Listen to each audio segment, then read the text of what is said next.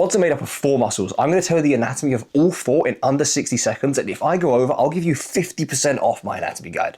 If you look at the model down below, you can see 3 of the 4 quad muscles. You can rectus femoris going down the middle, you can see vastus lateralis on the lateral side, vastus medialis on the medial side, and you can't see vastus intermedius because it actually sits underneath vastus lateralis, so it's kind of hard to see.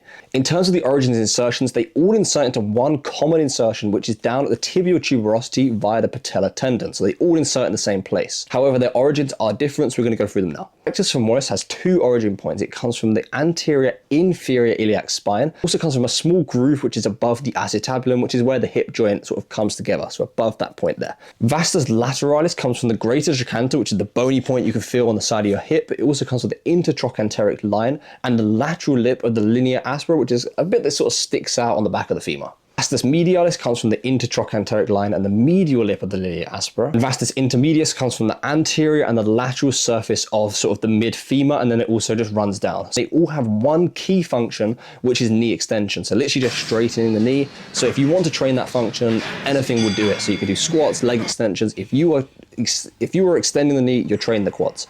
However, rectus femoris comes from above the hip joint, so it is actually affected by hip position. If you're moving both the knee joint and the hip joint, disadvantage is rectus femoris, it doesn't really like it. So to effectively train rectus femoris, squats are not going to be a good option, and you should do something where you have a stable hip joint, so the leg extensions will be best.